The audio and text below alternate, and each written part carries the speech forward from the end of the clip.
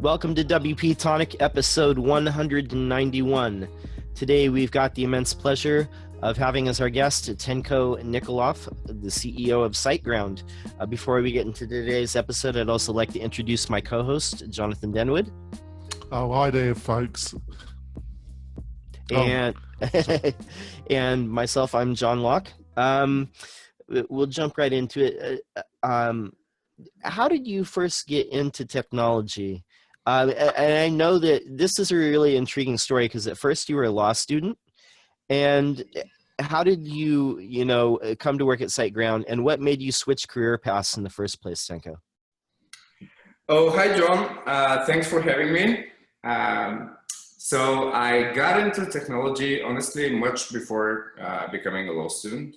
Actually, I think my granddad gave me my first computer as a present. That was at the age of 7, I guess.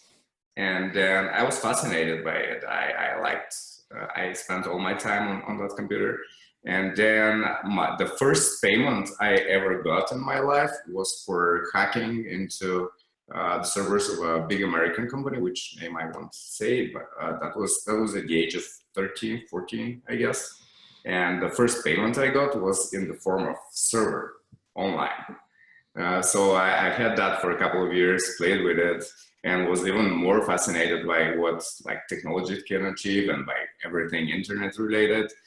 So when I became student, actually 2 months before my first day as a student, I got my first job as a technical support in a big ISP here in Bulgaria. And then as for Siteground, one thing led to another, and after 2 years after, probably 1 year and a half after, I was in between jobs. I was looking for a job as a technical support because I was good at that. I was liking it, and that's how I found Siteground. It was a brand new company. It was just founded. It had no more than I guess 4 or 5 employees, out of which 2 were support, and I was the 3rd support member. So there wasn't any structure of the company. There wasn't anything, but there was good marketing. My current partner, Ivo, he was doing marketing, and the company was growing with just 5 people. So even then, support was a big thing. We always believed that support was one of the most important aspects of our business. Helping people is what we've always strived for. And I quickly became the technical support manager, which was the largest department in the company, which currently is the largest department in the company as well. And again, one thing led to another. Soon after that, I was the CEO of the whole company. And that's a really interesting story. You truly have a we call a success story, where basically you came in as support and you ended up being CEO. Was that your plan all along, or how did that come about? How did that happen? To be completely honest, I never imagined myself in that position. I was always a fan of the technical stuff, and because I'm not a developer as a background, but I'm a technical person at the same time, and at the same time I studied law, so I'm good at other things besides being just geeky. So it turned out it's a good combination for running a tech company. So I never dreamt about it. It was never my goal. It just happened, but I love it. Excellent. And I've heard you say before that Siteground is successful because it pays attention to 3 core values, which is outstanding support. Like you mentioned before, it's the support is still the largest department, but also technological innovation and employee satisfaction. And I wanted to ask you, what role does each of these play in the success of the company? To be honest, the role of those 3 is tremendous in what we've achieved. It's so I don't want to say which one is the most important, but if I have to, I'd say employee happiness is the most important of all. Because if you can't build a company that your employees love, how are you going to build a company that your customers would love? So you have to start small. You have to have your employees believe in what you do, believe that you're better, know that you're better, and strive for making your company better. And that leads to happy employees. And maybe that's one of the reasons why we've been voted like employer #1 here in Bulgaria, where our HQ is for the past 2 years. But I think happy people are eager to do the best things in the world, and those same happy people are eager to do technological innovation, which is a big part of what we do because we're a technological company. And if we don't innovate, we're just one of the lot of the companies in the masses. And we don't want to be that. We want to be different. We want to do everything ourselves. And throughout the years, we've innovated quite a lot of stuff. We were the first web host to do account isolation on shared hosting. And then we were the first to introduce AI monitoring that automatically fixed our servers. And then we were among the first to embrace the Linux container technology and start building on top of it. And we are now doing a lot of stuff with AI, which is great. I love AI. And that innovation, fortunately, requires, I think, outstanding support, because if you have a service like everybody else, then you can just steal employees from other companies and just support that service. But if you innovate, if you create something new, then you have to have highly trained people to be able to help your customers. And as I said in the beginning, it's always been very, very important for us to be able to help our customers. No, definitely. And I love how it's very interesting, you know, that you guys are using AI, and I know that that's one of your technical innovations.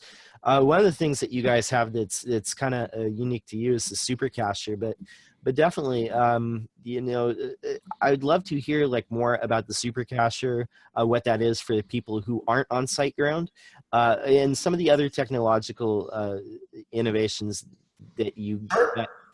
Sure. Yeah. So the super cacher, it's actually for the past 2 months, I guess, it's now called the SG optimizer. So it used to do just what the name suggests, highly sophisticated backend caching system for basically any CMS out there.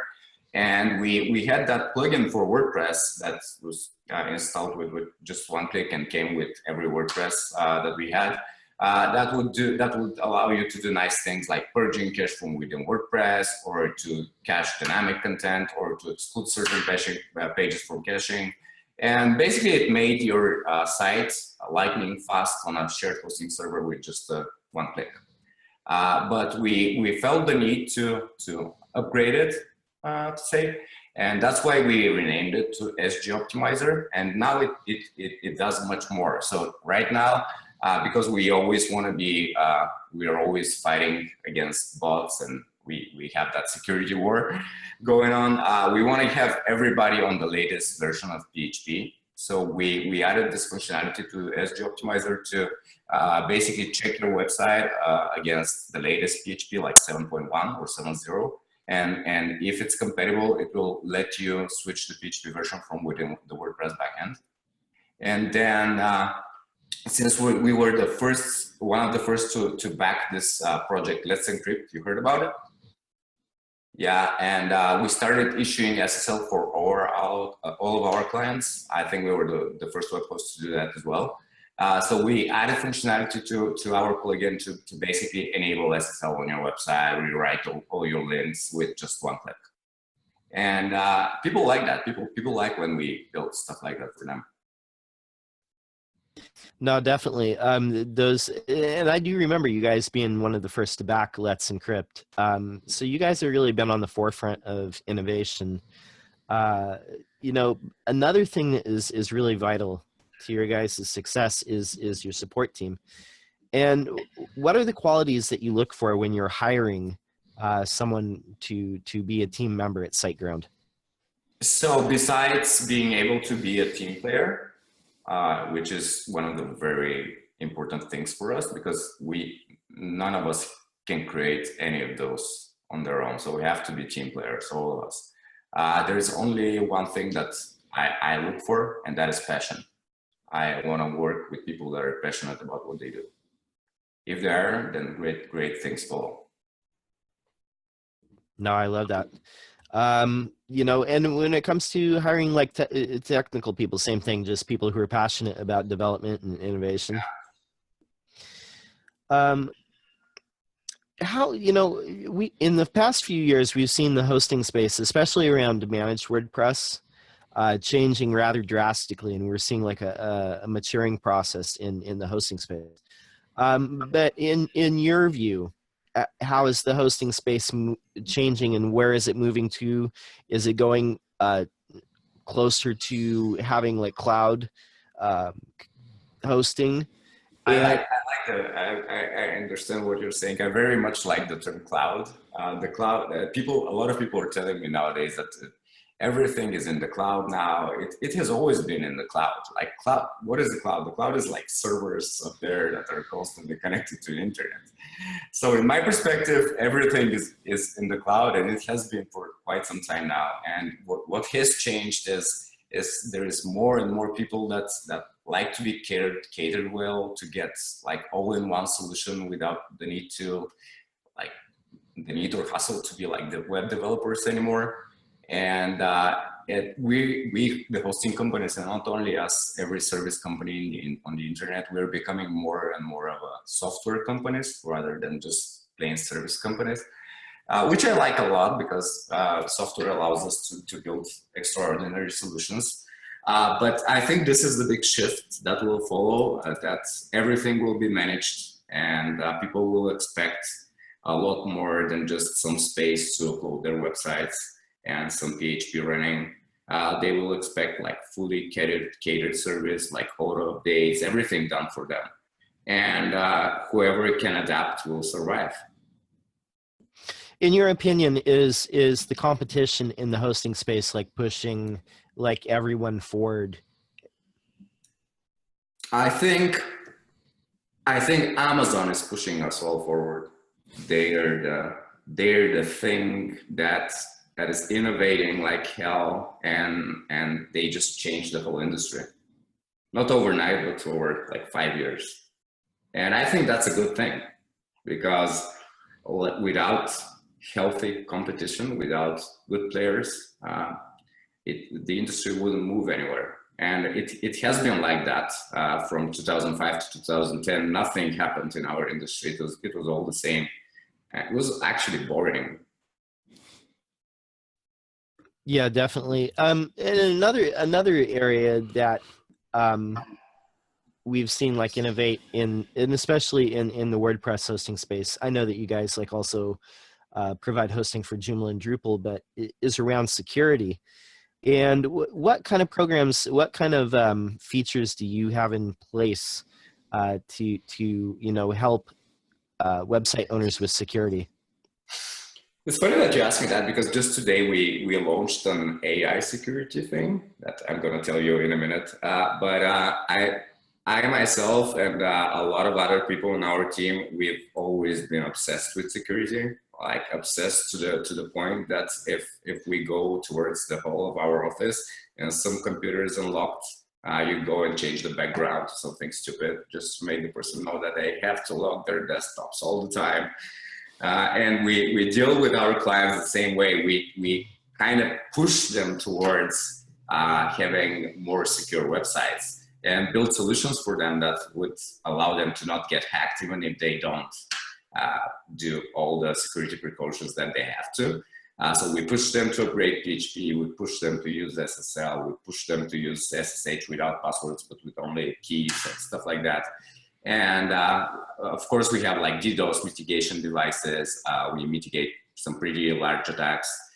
We have our own custom web application firewall that we add, I think, 2-3 rules a day at least. We have a 24/7 security team.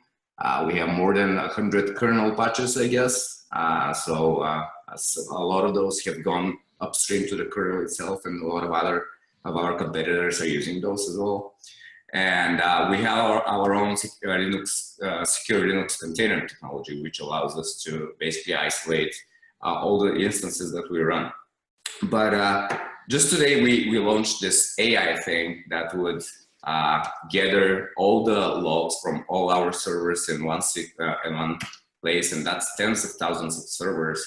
And that's a really big data problem that we had to solve, to try to analyze all those logs real time and to block malicious content, malicious traffic. And separating legitimate traffic from malicious it's a really difficult, extremely difficult task, especially when you host like hundreds of thousands of sites, and people get angry if you block their customers for all the obvious reasons. So you have to make it so that you don't block anybody that you shouldn't. So there are numerous solutions that float around the internet, like massive lists of user agents to ban or database IPs to block, but none of that really worked. We had to, before launching our service, we had to reroute traffic to security providers, which added additional hops to the network performance and was more expensive for our customers. And that's why we built that solution that we just launched today officially. Which has been live for, I guess, 6 hours and has blocked on average 2 million login requests per hour. Wow. I mean, I think that a lot of people don't realize like how massive like the automated attacks are, and it's good to see that you guys and other people are innovating in a way to kind of detect those and yeah. And I think people just now are starting to see it, because automated attacks are getting so big that people actually, so we as a shared host, we have limits on our plans, and people started seeing they're hitting limits just because their site gets like a lot of bot traffic. And you can't really, if you don't have an AI system that will differentiate those traffic, you can't really do anything, because it's like a legitimate traffic. yeah, that's true. That is like a huge problem, just making sure that, you know, it is really hard to separate legit traffic from like illegitimate traffic. One question I wanted to ask you too is and I don't know if you guys were partnered up before, but recently, you know, Sucuri was bought up by GoDaddy, and when we're seeing a lot more consolidation in the space. Hosting companies buying up, acquiring like different things. Are there any things that you guys have thought about or is on your roadmap for either developing or acquiring? Both, actually. There's unfortunately I can't talk a lot about all of them, but there are certain things on the roadmap that we'd like to acquire, and there are certain things that we're already building. So hopefully you'll see 2 or 3 big launches from us until the end of the year. But we're talking something very big. Oh, cool. We'll be looking out for that for sure. And I wanted to ask you too, you know, you guys have a lot of different offerings. You guys target, you know, hosting for a lot of different CMSs, but, you know, when it comes to, you know, a customer profile, who are you really like, you know, targeting right now? Who are your ideal customers? We've always been kind of very popular in the small and personal business website segment, which generally means we've done the harder work to please each and every client. But this has naturally started to shift towards bigger and more enterprise like clients in the last years, and as I said, it started naturally. We just recently launched a custom enterprise offering that is aimed at bigger and more complicated projects, which we built from scratch for our clients. And we've had a fair amount of enterprise clients already. I think because our name is out there and people trust us, and more or less because we are able to build everything, because we have such a skilled DevOps team that they basically do magic. So yeah, I think that's that. We used to be just aimed at the small business owners, and now it's towards, I guess, everybody. When it comes to like the marketing efforts, How does that differ, like when you're approaching an enterprise customer as opposed to like a small business? Oh well, it's very very different. That small business, they're fed into our websites. They buy themselves the hosting package. They 80 or 90% of them we never hear from. They do everything themselves. A lot of them, they don't require any support because we have a lot of resources and a lot of like stuff they can do on their own. And the enterprise sale, the sale itself is a much more longer process, and sometimes it's months. It's not just something that happens on your website. And then after you have closed the client, you have to build the solution for him. So it's not something that we do out of the box. It's different every time, even if it's smaller, it's different. It's still different. So the marketing efforts in that regard were different as well. So we had to create a name for ourselves in the enterprise world. We had to start working with agents, closer with agencies, which is a great thing because those guys had some great feedback for us. And everything is different. It's a completely different story. I like it. No, definitely. I think, and when you're dealing with a small business, it's kind of like there's like a pre-packaged like offering, but what you're describing is like when you have an enterprise client, you have to really dig in and understand what their specific needs are before you're going and building them like a custom hosting solution. Is that basically right? Yes, and that all of them require like different support, different level of support, different channels of support. So it's a different thing, and I'm glad we started doing it because it showed me how different hosting could be. When it comes to the WordPress community in specific, SiteGround has really been heavily involved. You're one of the recommended hosting providers on the WordPress.org page. And, over time, marketing for hosting companies and product companies of all sorts in WordPress spaces started to change. But you've been heavily involved. How has that benefited the company's growth? And how is marketing changing for WordPress companies like yours? We've been involved with WordPress for quite some time now. I think first we started building themes for our clients, and that was probably, I don't know, 10 years ago. And then we started doing tutorials. I still, when I go to conferences, I meet people that tell me how great our tutorials were 8, 9 years ago and how many people use them. And then we discovered WordCamps. So we started going to WordCamps around the world, started sponsoring, started getting involved, starting becoming part of the community. So WordPress itself has grown a lot in that time. So naturally, every company that is focused on providing quality services to meet the growing WordPress demand can see the positive effect of WordPress growing. It has become a serious factor in the internet. Like 30% of the internet is WordPress. But I put the stress on quality. I doubt we would have been where we are if we weren't for all the hard work we put into our services and for all the efforts we make to optimize our offering and to make it work with WordPress users easier. The marketing part, you can easily see a shift towards agencies, as I said, and bigger and more complicated web projects. And that's largely thanks to the development of WordPress as a very powerful platform for basically everybody. But enabling designers and developers to make wonders in much shorter time was a great thing. And if you pair this with a web host who knows what they're doing and knows the possibilities of the software well, and you can rely on your web host to optimize your production cycle, then you'd be a happy client. So I think WordPress helped us a lot, and we're trying to contribute back as much as we can. Definitely.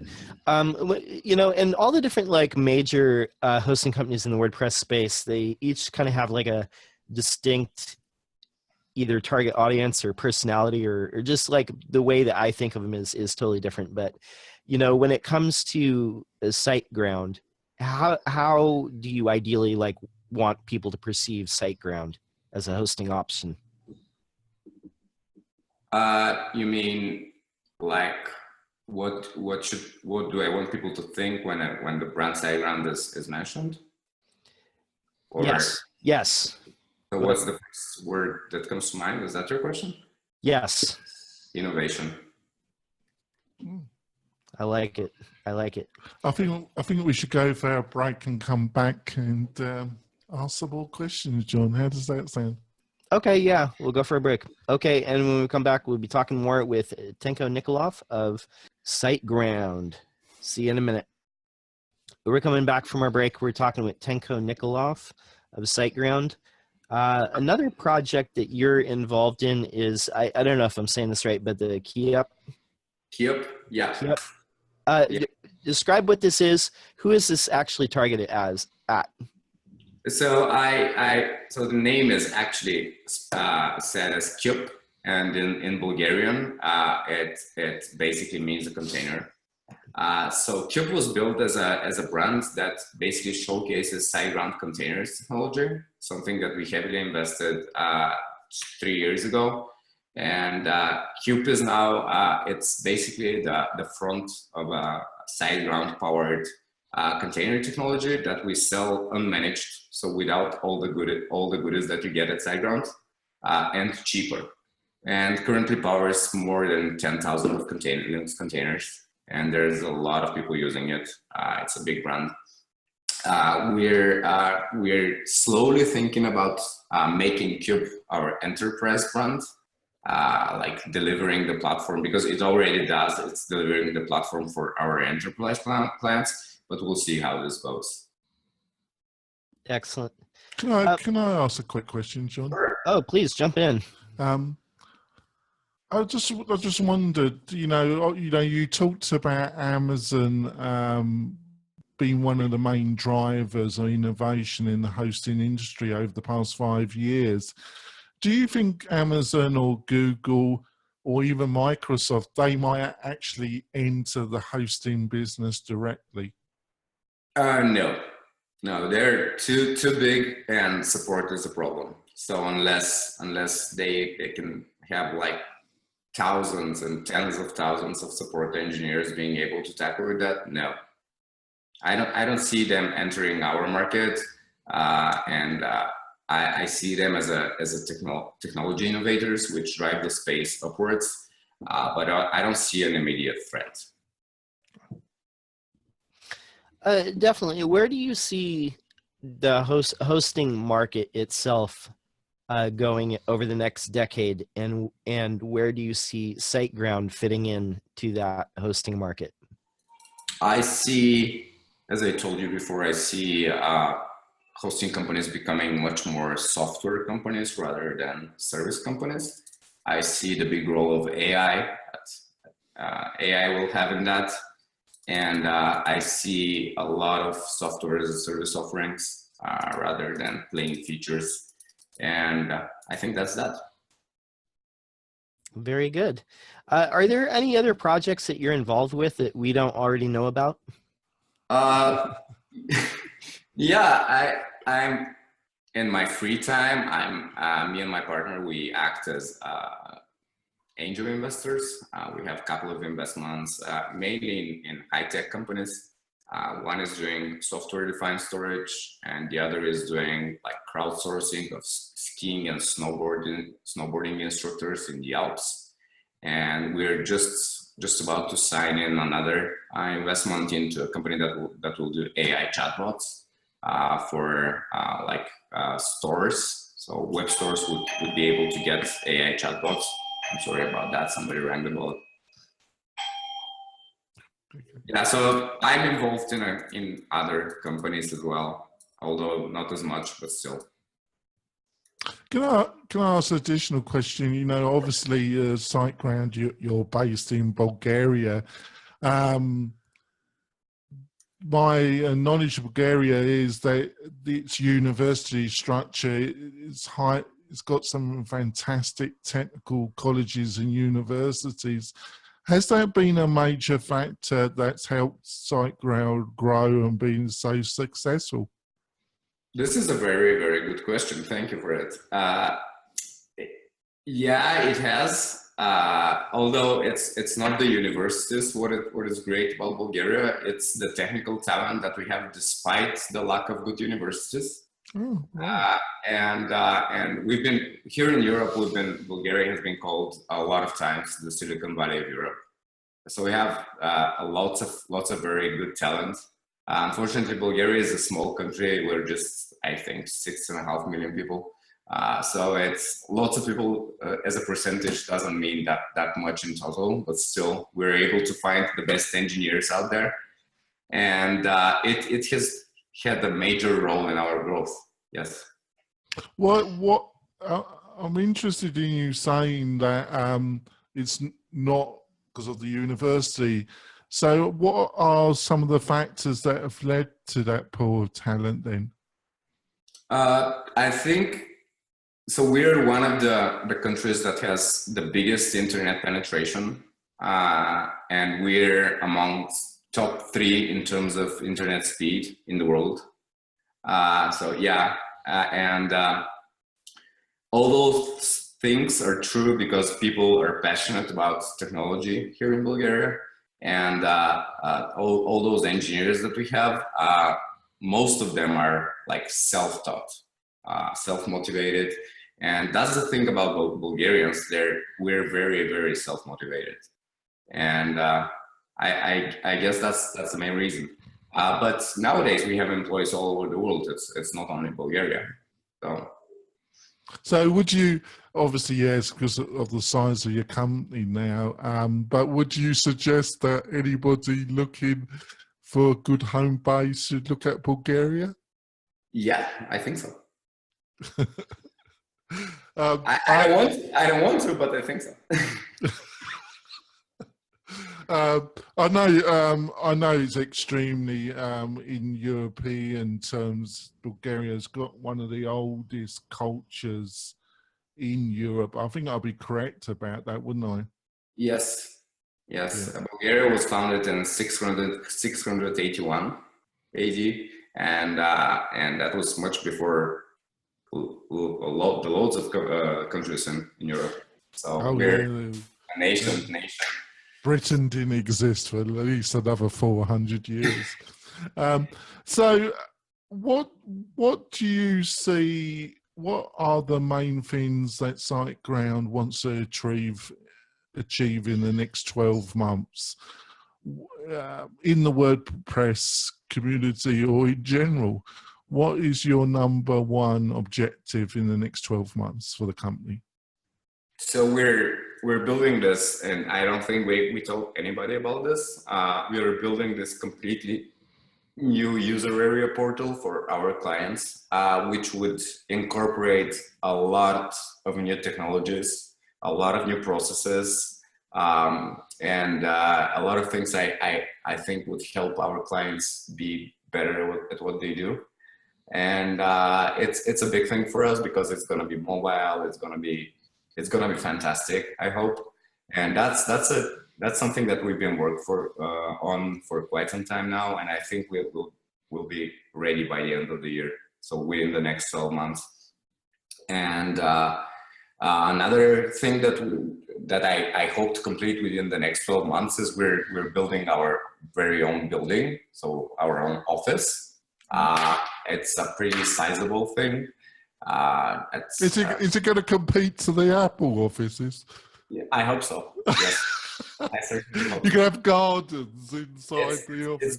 It's been said to be the most technologically advanced building in Bulgaria. Wow. And hopefully it will the name will speak for itself after it's done. So yeah, that's a big thing we're doing. So another factor, obviously, you're big into data centers.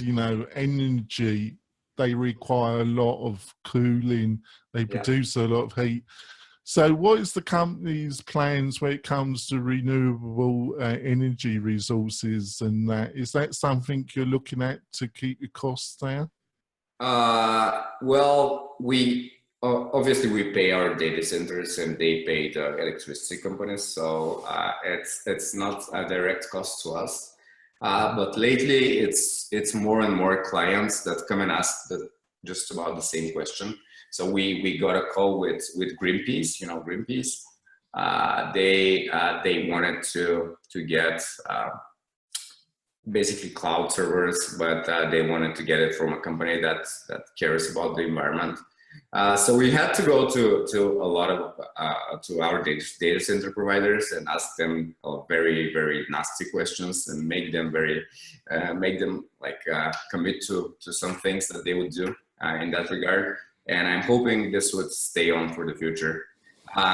Moreover, we're investing, as I said, in the Linux container technology, which basically allows us to increase the density of Linux nodes we can put per server. So that's it's a technology like VMware that lets you like put many containers on one server. So basically, having more of those containers into one single server saves us servers, and it's by the hundreds. So we're trying to be more and more eco-friendly with that regard. And I'm just going to, one more question and I'll hand it back to John. In general, do you think WordPress is less secure than some other open CMSs? Or do you think it just has its own, it's the same and it's misunderstood in some ways? Oh, to be honest, I think WordPress is more secure than the majority of it, and I think the WordPress team is doing more than most of the other open source projects, and because we work with them and we work with other open source projects, I can really say that with the hand of my heart. And because WordPress is so big, it gets a bigger portion of the attacks, and hence the perception it's less secure. But I think it's not. I think it's honestly not. Oh, I think that's fantastic news. Back to you, John. Maybe you've got a couple of questions. Yeah, basically, is there, when it comes to like marketing over the next year, what sorts of initiatives is Siteground targeting for marketing in the next year? So besides we're launching the new things that I mentioned earlier, which I can't really talk about, we plan to make a big thing about the AI stuff that we're working on. We're aiming at building our first AI bot that would be able to get inquiries from customers and help them much faster than our employees can. So the aim for that is not to like fire people. It's like to have like first line of support that would be like immediate and would still be very knowledgeable thanks to all the resources that we have. And to be honest, in the past, we've always relied on innovation to be the something that we tell people about. It's part of our story. So I think in the not only in the 12 months to come, but in the years to come, it's going to be innovation that we're going to talk about. So we'll still go to events. We'll still be part of all the communities that we're part of. We'll still organize conferences. We'll still do all those things that we do, the traditional marketing, but we'll try to innovate and to tell people about it. Something you said in that last answer, it just made me think of something as well. We've seen a lot of kind of conferences that are not WordCamps, but there's various other ones like Pressnomics, YostCon, all these different ones. At some point in the future, could you see Siteground either hosting or organizing some sort of conference around innovation or technology or hosting? We actually do. So first of all, we were a big part of organizing WordCamp Europe when it was in Sofia. And we're a big part of organizing WordCamp Sofia every year. But when it comes to our own conference, we've been doing this Bulgaria PHP event, which gathers more than, I think, 800 people. and from all over the world, very good people talking, and we've been doing that for quite some time now. I think 2 years. We'll probably do it again next year, and yeah, I think we can organize even more events in the future. We've been talking with agencies and other people that are organizing conferences, because this is something that we think we're good at, and we can definitely help and organize some more events. No, definitely. We'll link that up in show notes for sure. And with that, I think we're kind of at the conclusion of our episode, and we'd love to have you back sometime in the future. But how do people get a hold of you, Tenko? And is there anything that you would like to promote? No, I'm against promotion, so no about that. And if somebody wants, they can tweet at me. It's at Nikolov. So I'm pretty responsive. And that's that. I'd love to come back in the future, and thank you. Definitely. And Jonathan, how do we get a hold of you? Anything that you want to promote? I just want to say it's been a really fascinating interview, Tenko. Thank you so much for coming on the show. I know you're busy. Obviously, somebody who manages a company of the size of Siteground's time is a precious factor. But I think we've given some real insight into Siteground, the kind of company it is, and its plans. How to get hold of me? Very similar to Tenko. I'm normally around Twitter at Jonathan Denwood. You could email me if you've got any questions or you need some advice. Email me directly. I'll get back to you in 2 to 3 days, and that's at Jonathan at WP-Tonic.com. Excellent. And you can get a hold of me at my website, which is lockdowndesign.com, or you can follow me on Twitter, lockdown_. For the WP-Tonic posse, we're saying peace out and get your dose.